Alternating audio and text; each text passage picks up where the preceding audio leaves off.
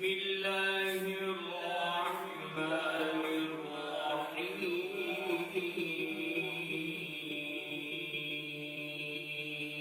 قبل میں حضور اکرم صلی اللہ علیہ وسلم کا ہجرت کا سفر کیسے اختتام پذیر ہوا، حضور اکرم صلی اللہ علیہ وسلم قبا کب پہنچے، پھر قبا میں کتنے روز قیام کیا، پھر اس کے بعد حضور اکرم صلی اللہ علیہ وسلم مدینے کی طرف کب روانہ ہوئے اور مدینے میں کہاں مقیم ہوئے، اس کو اب ذکر کر رہے ہیں۔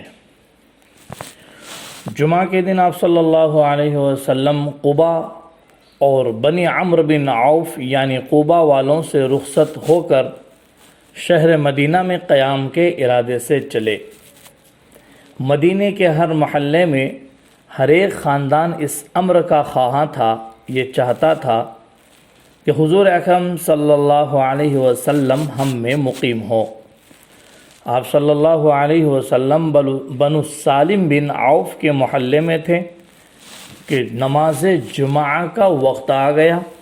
حضور اکرم صلی اللہ علیہ وسلم نے وہی ایک میدان میں 100 آدمیوں کے ساتھ نماز جمعہ ادا فرمائی۔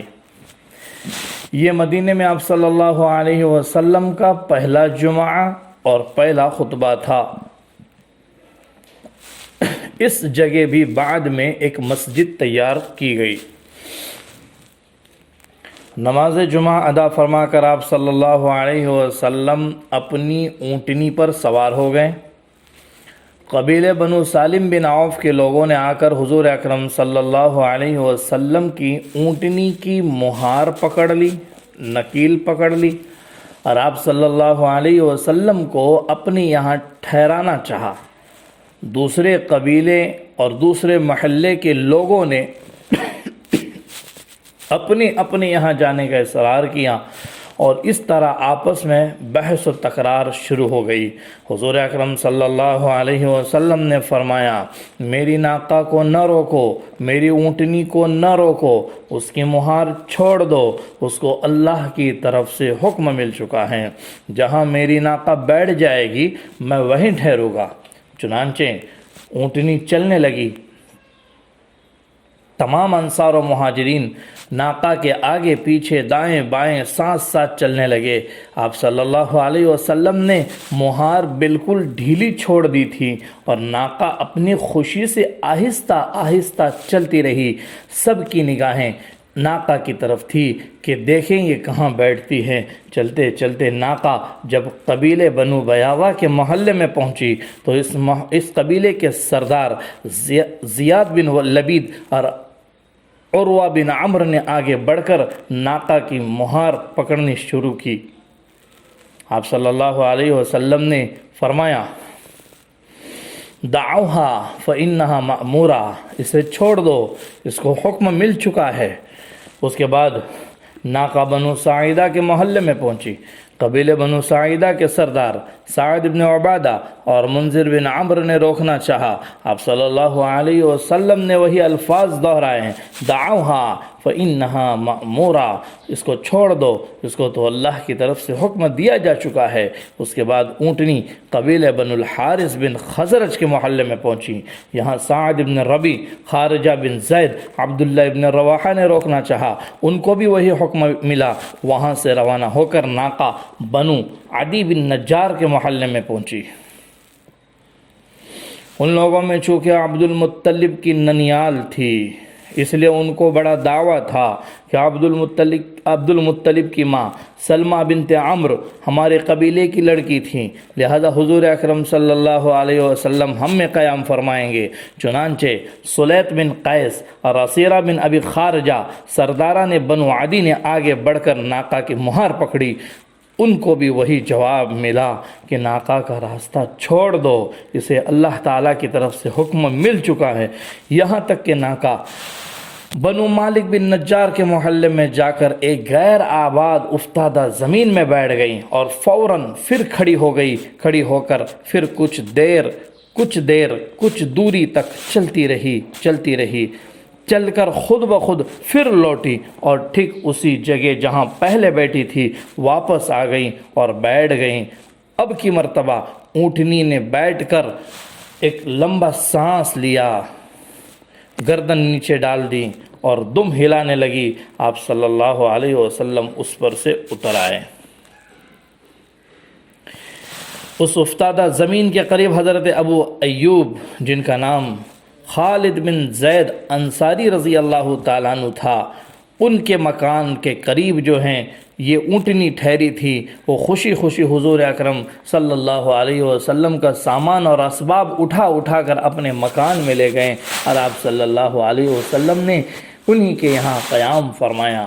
یہ افتادہ زمین سہل و سہیل 2 یتیم لڑکوں کی ملکیت تھی، جس میں چند کھجور کے درخت کھڑے تھے اور مشرکین کی قبریں تھیں، اور جو جانور چارپائیں تھے ان کا ریوڑ بھی اسی جگہ آ کر بیٹھا کرتا تھا۔ آپ صلی اللہ علیہ وسلم نے دریافت فرمایا یہ جگہ کس کی ملکیت ہیں؟ معاذ بن عفراء نے عرض کیا میرے رشتہ دار 2 یتیم لڑکے اس زمین کے مالک ہیں اور میرے ہی پاس پرورش پا رہے ہیں، میں ان کو راضی کر لوں گا۔ آپ صلی اللہ علیہ وسلم سے یہ کہا گیا کہ آپ یہاں شوق سے مسجد بنائیں۔ آپ نے فرمایا ہم اس کو قیمتاً خریدنا چاہتے ہیں، بلا قیمت نہ لیں گے۔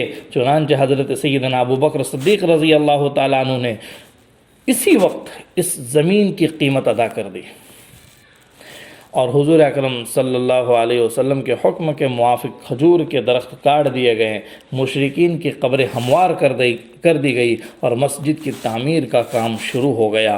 حضور اکرم صلی اللہ علیہ وسلم بنفس نفیس خود مسجد کی تعمیر کے کام میں مصروف ہو گئے ہیں۔ مہاجرین اور انصار بڑی خوشی اور جوش و شوق کے ساتھ اس کام میں لگے رہتے تھے۔ مسجد کی دیواریں پتھر اور گارے سے بنائی گئی، چھت کھجور کی لکڑی اور کھجور کے پتوں سے بنائی گئی۔ جب تک مسجد اور اس کے قریب حضور اکرم صلی اللہ علیہ وسلم کے لیے مکان تیار ہوا، اس وقت تک حضور اکرم صلی اللہ علیہ وسلم ابو ایوب انصاری رضی اللہ تعالیٰ عنہ کے مکان میں فروکش اور انہی کے مہمان رہیں۔ یہ وہی حضرت ابو ایوب انصاری رضی اللہ تعالیٰ عنہ ہے جن کی قبر قسطنطنیہ میں موجود ہیں۔ یہ سن ہجری 48 میں امیر معاویہ رضی اللہ تعالیٰ عنہ کے عہد خلافت میں محاصرہ قسطنطنیہ کے وقت شہید ہوئے۔ حضور اکرم صلی اللہ علیہ وسلم 11 مہینے اور چند روز ابو ایوب انصاری رضی اللہ تعالیٰ عنہ کے مکان میں رہیں۔ حضور اکرم صلی اللہ علیہ وسلم کے زمانے کی بنائی ہوئی اور یہ بنی ہوئی یہ مسجد حضرت عمر رضی اللہ تعالیٰ عنہ کے عہد خلافت تک اسی حالت میں رہی۔ حضرت عمر رضی اللہ تعالیٰ عنہ کے عہد خلافت میں اس کی توسیع کی گئی اور حضرت عمر نے ہی اس کو وسیع کیا۔ حضرت عثمان رضی اللہ تعالیٰ عنہ نے اپنے عہد خلافت میں اس کی دیواروں کو پختہ بنایا۔ اس کے بعد ولید بن عبد الملک کے زمانے میں یہ اور زیادہ وسیع کی گئی اور ازواج مطہرات کے مکانات بھی اس میں داخل کیے گئے۔ مامون الرشید عباسی نے اس کو خوب آراستہ و پیراستہ کیا۔ حضور اکرم صلی اللہ علیہ وسلم ابھی حضرت ابو ایوب انصاری رضی اللہ تعالیٰ عنہ کے مکان میں تشریف فرما تھے کہ آپ نے زید بن حارث اور ابو رافع کو بھیج کر مکۃ المکرمہ کی طرف حضرت فاطمہ رضی اللہ تعالیٰ عنہ، حضرت ام کلثوم رضی اللہ تعالیٰ عنہ، حضرت سودا بنت زمعہ رضی اللہ تعالیٰ عنہ، حضرت اسامہ بن زید رضی اللہ تعالیٰ عنہ اور ان کی والدہ ام ایمن رضی اللہ تعالیٰ عنہ کو بلایا۔ انہی کے ہمراہ عبداللہ ابن ابو بکر رضی اللہ تعالیٰ عنہ بھی اپنے عزیزوں سمیت چلے آئیں۔ طلحہ ابن عبید اللہ رضی اللہ تعالیٰ عنہ بھی انہی کے ہمراہ تشریف لے آئیں۔ ان سب کے آنے پر حضور اکرم صلی اللہ علیہ وسلم اپنے نئے مکان میں تشریف لے گئے۔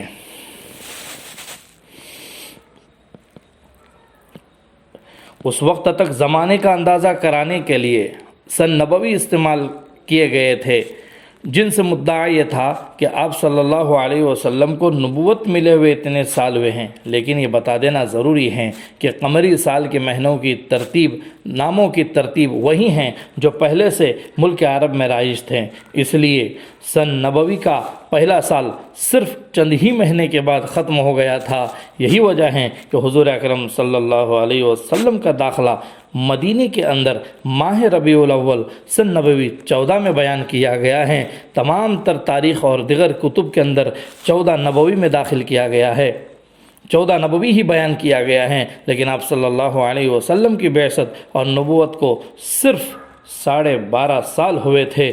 اسی طرح آپ صلی اللہ علیہ وسلم کے مدینے میں ہجرت فرما کر تشریف لانے سے سن ہجری شروع ہو گیا۔ چونکہ آپ صلی اللہ علیہ وسلم 12 ربیع الاول کو مدینہ منورہ میں تشریف لائیں، اس لیے پہلا ہجری سال صرف 9.5 مہینے کے بعد ختم ہو گیا، اور یکم محرم الحرام سے دوسرا سن ہجری کا سال شروع ہو گیا تھا۔ لہٰذا یوں سمجھنا چاہیے کہ حضور اکرم صلی اللہ علیہ وسلم سن ہجری 2 کے ماہ سفر تک ابو ایوب انصاری رضی اللہ تعالی عنہ کے مکان میں مہمان بنے رہے۔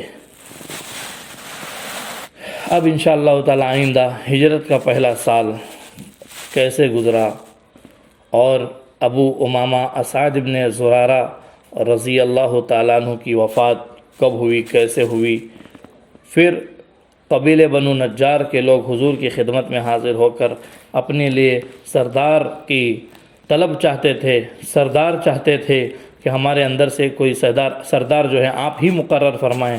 پھر حضور نے انہیں کیا جواب دیا اور کون سردار بنایا گیا، انشاءاللہ اس کو آئندہ ذکر کریں گے۔ آپ سے گزارش ہے آپ سنتے رہیں تاریخ اسلام کو اور لوگوں تک پہنچاتے رہیں۔ جزاکم اللہ خیرا واحسن الجزاء فی الدارین، وآخر دعوانا ان الحمد للہ رب العالمین۔